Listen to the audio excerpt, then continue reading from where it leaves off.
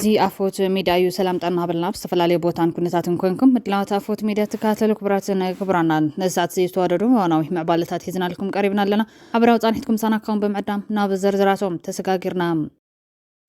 أب تقراي حمشتت أنات بكربون فحم تعفينهم مويتهم بخالي حبريتا بانفت سلمت سراويت إثيوبيا عضوات محران ناي متوختاخو تقواري فتم كامزلو كابت خباب سرخب حبريتا ملخيتهم ኤርትራ ባይቶ ጸጥታ በእስራኤል ንስተውሃባ ፍልጦ ሶማሊላንድ ምላሽ ክብተ ማሕጺናም ተኮስቲ ሮኬት ዝተሓወስዎ ፍሉይ ወታደራዊ ወፍሪ ከም ዝካየድ ተገሊጹሎ ነዚያቶም ካልኦት ተገደስ ዝብል ናይ ምዕባልታትን ክህልውን ናይ ማሕበራዊ ጻንሒትኩም ሳና ይኹን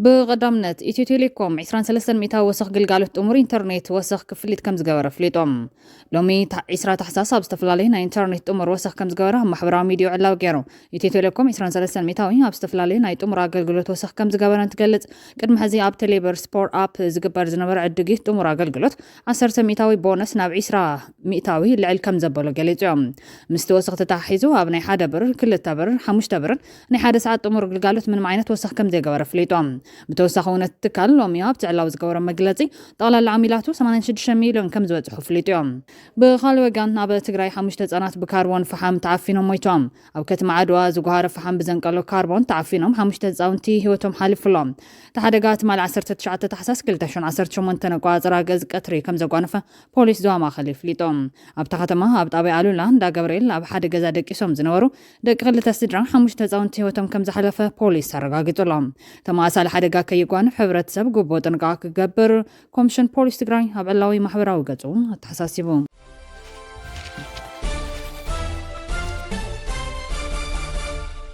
أب بهراو قدات تقراي زدمتا حوافاين أستطافاين حقينيان بهراو زتن لزون مكياد قول في موازو تقراي كبل ودو ولدو تقراي قليتهم ودو ولدو تقراي ولدو أب ودعوي بوليتكا هونتات تقراي ديبو غازتا مقلت إيبوم علامة مصرتا ودو ولدو تقراي هلو كونتات تقراي مرقز أوان بهراو زتا تقراين مرتان موازو بهراو حدقا هلونا تقراي ملكيتهم بريزيدنت ودو ولدو تقراي ولدو أي توقعش قدي لو من غازتينيات مبريبوم ودو ولدو تقراي بارتيز مرحو منقستي باهلي بوليتكا تقراي نمغيار سرعتاون مواقراون تقام تقراي مفتح حفل على حساب كم هفت موساد علي مكان سرح قاليطام تقراي ابز خفا بوليتيكا وقلولا ولا زبلو هاي تقعش قري بهرا كورنا ناتشرشره بهرا حدنتنا نالحلحه مريتنا تقراريسون قدامون شتاون تقال عنتنا زايد يركب لهم سلام بوليتيكا قال سمكيادو ابزي قال لخنتات نركب زولو بريزيدنت تودب بهرا وسرتات تقراي لحلحم بجبوط ناي منغستي حقاف اقاطيم يركب لهم قطباو كنتات تقراي اني حويتن داغ منصتنا زي تجمر لخنتات نركب بموال سرعتاون تكالاونتن حيزبلو مزمزان سرقن معدنات حزون قصيلو لايلهم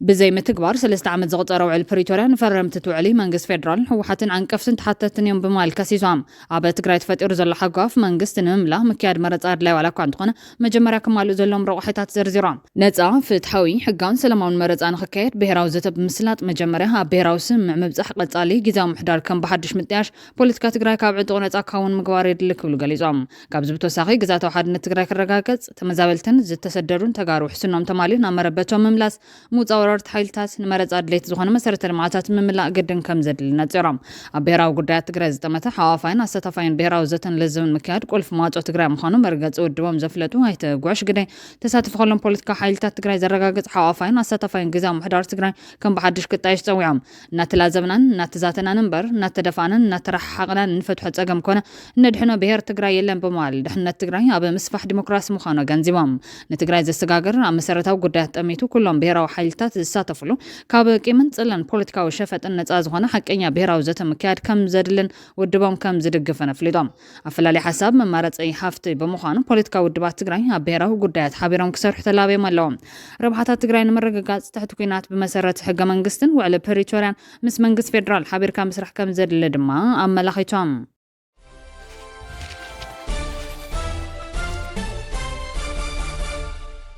بأنفت سلمتي سراويت إثيوبيا عضوات أمحاران ناي متوختاخ تقباري فتم كم زلو كاب تخواب سرخب حبريتان ملخيتهم تسفح فحت حايلتات حزي أبل على هزب تسلمت بغطالي ناي تسطات تقام يفترو كم زلو نبرت تخواب قليتهم أبزاسي من معراو سلمتي أبل على تقارو قتلت مجواي تسطامت قاعتن نبرت تقارو نازمت مخانا من نبرت تخوابي نتقراي تيريبونيوم قليتهم عضوات أمحاران مكلاكيان أوردات سلمت تابعتات مذكرن سعد غرنا نزركو نبارات ملشا تقارو بحيلي حزوام كم زلو تحبيرو لهم تم ملشا ሚሊሻታት ነባራት ሚሊሻ ኮይኖም ቅድሚ ሕዚ ምስ ህዝቦም በትስምዕ መሰረት ናብ ዓዶም ዝኣትዉ እዮም እቶም ነበርቲ ኣብ ዝሃቦ ሓበሬታ ዛጊድ 15 ንጹሃን ተጋሩ ከም ዝተቐተሉ 4 ሰባት ተጨሚም ንክስደዱ ብኣማይ ተሽሓት ቅርሺ ከም ዝተሓተቱ ከምኡ ድማ ልዕሊ 620 ከፍቲ ከም ዝተዘመታቶም ነበርቲ ገሊጾም ካብ ጸለምቲ በቲ ጆኖሳይዳዊ ኩናት ተመዛቢሎም ዝነበሩ ተጋሩ ውሕስ ሰላም ኣብ ዘይተረጋገጸሉ ብምምላሶምን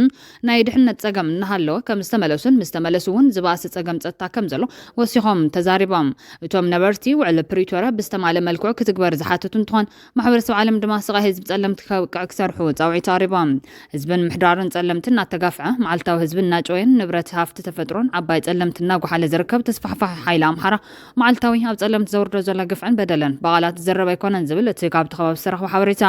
ስለዚ ኮማንድ ምዕራብ ግንባር ምስ ኣመራርሓ ኣህዱታት ግንባር ብምዃን ኣብ ጸለምቲ ዘለዋ ናው ጸጥታን ጸገምን ብእውነ ብምርዳእ ዓባይ ጸለምቲ ትድሕነሉዋን ሕዚ ስለ ዝኾነ ቀልጢፍኩም ታሪኻዊ መድሕን ውሳነ ክትውስኑን ህዝቢ ካብ ጸገም ክተውፅኡን ህዝቢ ጸለምቲ ይጽውዕ ይበል ብተወሳኺ ህዝቢ ምዕራብ ትግራይ 50 ዓመት ኣብ ኬንዳን ስደትን ይነብር ኣሎ ኣብ ምጽባዕ ዝርከብ ውዕሊ ፕሪቶሪያ ብሆዳዳውያን ሓደሽደሽ ኢሉ መዓልታዊ እናፈረሰ ይርከብ ስለዚ ኣህዱታት ምዕራብ ግንባር ነዚ ኩነታት ብምግንዛብ ካሊእ ሓደጋ ከይስዓበ ምስ ኩለን ኣህዱታትን ኣርምታትን ትግራይ ብምውሃድ ዘላቕ መፍትሒ ዝመጸሉ ግዜ ክሓጽር ይግባእ ዝብል ለብዋ እናቐረበ እዩ ካብቲ ከባቢ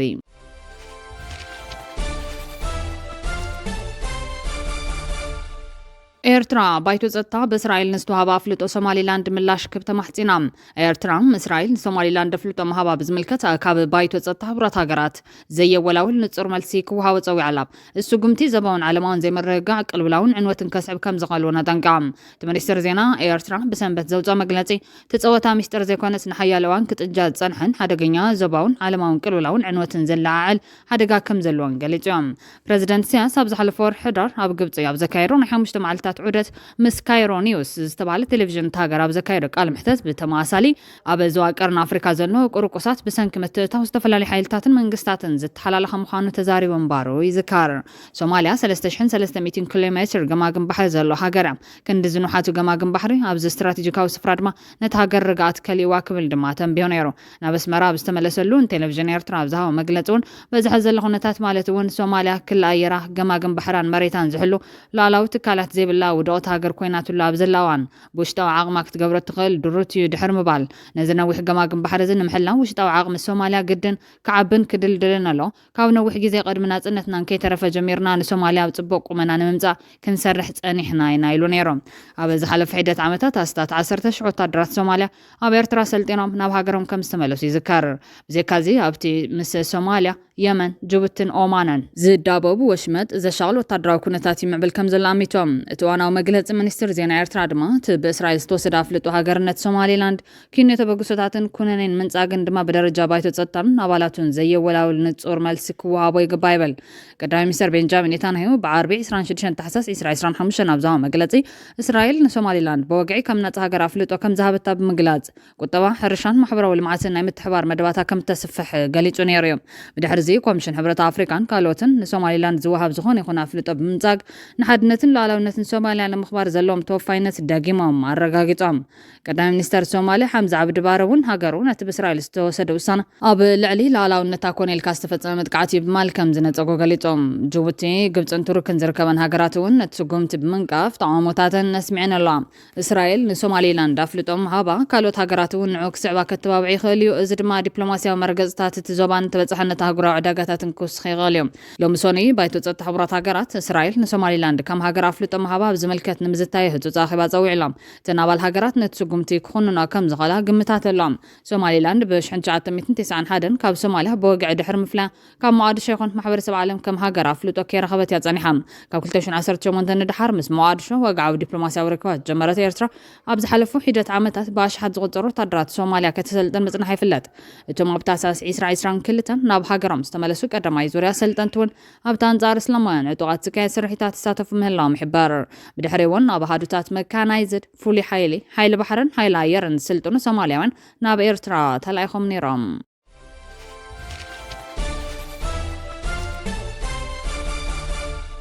ተኮስቲ ሮኬት ዝተሓወስዎ ፍሉይ ወታደራዊ ወፍሪ ከም ዝካየድ ተገሊጾም ቻይና ነቶም ኣብ ታይዋን ኮይኖም ታይዋን ካብ ቻይና ክትፍለ ዝሰርሑ ሓይልታት ንምህዳድን ንምጥቃዕን ኣብ ከባቢ ታይዋን ወታደራዊ ልምምድ ክትገብር ምዃና ገሊጻ ኣላ። እቲ ሓይልታት ኣየር ባሕርን ምድርን ተላፊኖም ዘካይድዎ ወታደራዊ ልምምድ ፍሉያት ሓይልታት ተኮስቲ ሮኬታት እውን ክሳተፍዎ ምዃኖምን እቲ ልምምድ ብናይ ብሓቂ ምትኳስ ብረታት ተሰኒዩ ሰሉስ ክካየድ ምዃኑ ሰራዊት ቻይና ኣብ ዘውፅአ መግለፂ ሓቢሮም። እቲ ጃስቲስ ሚሽን 2025 ዝብል ስም ዝተዋሃቦ ወታደራዊ ልምምድ ኣሜሪካ ንታይዋን $11 ቢልዮን ዝዋግኡ ዝተፈላለዩ ወታደራዊ መሳርሕታት ከም ሸጠትላ ድሕሪ ምሕባራ ነዊሕ ከይጸንሐ እዩ ብቻይና ተኣውጁ ዘሎ። ኣሜሪካ ንታይዋን ወታደራዊ መሳርሕታት ምሸጣ ንቻይና ኣዝዩ ኣቆጢዕዋ ከም ውጽኢቱ ኣብ ልዕሊ ወታደራዊ ንብረታት ኣሜሪካ ገዳ ከተንብር ኣገዲድዋ ኣሎ።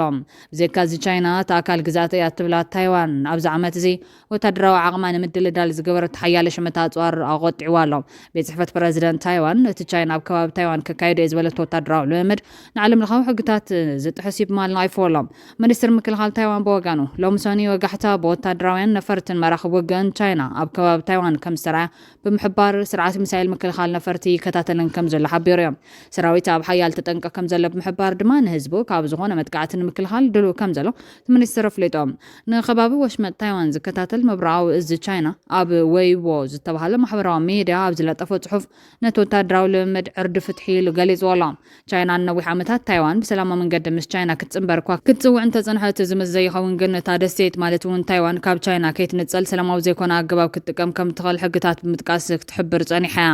መንግስቲ ቻይና ፕረዚደንት ታይዋን ላይ ቺንግ-ተ ንናጽነት ታይዋን ዝሰብኽ ብማል ተደጋጋሚ ክትከሱ ጸኒሓ እያ። ፕረዚደንት ላይ ቺንግ-ተ ታይዋን ድሮ ላዕላዊት ሃገር ምዃና ብምግላጽ ናጽ ሃገር የላ ምእዋጅ ከም ዘየድላ እዩ ዝገልጽ። ላይ ቺንግ-ተ ብሰንበት ኣብ ቴሌቪዥን ታይዋን ቀሪባ ብዝሃቦ ቃል ቻይና ክትበጽሖ ናብ ዘይትኽእል ብራኸ ኢና ክንዲብ ዘለና ድሕሪ ምባል ንቻይና ናይ ምትኽታኽ ድሌት የብልና እንተኾነ ግን ሰላም ኣብ ናይ ብሓቂ ሓይሊ ዝምርኮስ ኢሎም። ክሳብ ሕዚ ተደጋጋሚ ዝተገበረ ምርጫታት ዝበዝሕ ህዝቢ ታይዋን ስታተስ ኮ ክኸውን እዩ ዝደሊ። እዚ ድማ ምስ ቻይና ሓንቲ ሃገር ክኾኑ ኣይደልዩን እዮም። ከም ሃገር ድማ ብወግዒ ነፃነቶም ክእውጁ ኣይደልዮን። መንግስታዊት ማዕኸን ዜና ካርታ ናይቲ ጽባሕ ኣብ ከባቢ ታይዋን ወታደራዊ ልምምድ ዝግበረሉ ቦታታት ብካርታ ሰኒ ኣቃሊሓ። ቻይና ኣብ 2022 ጀሚራ ኣብ ውሽመጥ ታይዋን ብተደጋጋሚ ወታደራዊ ልምምዳት ከተካይድ ጸኒሓ። ብፍላይ ድማ ገለ ንቻይና ባህ ዘየብል ንጥፈታት ምስ ዝካየድ ንኣብነት ኣብ 2022 ኣቆጻጽራ ፈረንጂ ጉባኤ ባይቶ ኣሜሪካ ዝነበረት ናንሲ ፔሎሲ ናብ ታይዋን ምብጻሕ ምስ ፈጸመትን ኣብ 2024 ፕረዚደንት ላይ ቺንግ-ተ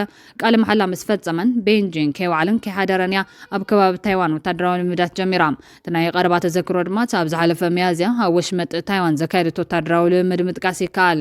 ታይዋን እውን ህዝባ ካብ ቻይና ክመጽኡ ዝኽእሉ መጥቃዕትታት ንምድላውን ንቻይና ናይ ምክልኻል ዓቕሚ ከም ዘለዋ ንምርኣይን ብተደጋጋሚ ወታደራዊ ልምምዳት ክትገብር ትስራዕ። ኣብዚ ዓመት ን10 መዓልትታት ብዘይ ምቁራጽ ዘካየደት ወታደራዊ ልምምድ ድማ ዝነውሐ ወታደራዊ ልምምድ ታይዋን ኮይኑ ተመዝጊቡላ። ፕረዚደንት ላይ ቺንግ-ተ ናብ ስልጣን ካብ ዝመጽእ ታይዋን ወታደራዊ ዓቕማ ምድልዳል ሰፍ ዘይብል ወጻኢታት እያ ገይራ። ኣብ ጥቅምቲ ኣብ ታይዋን ተተኺሉ ዘሎ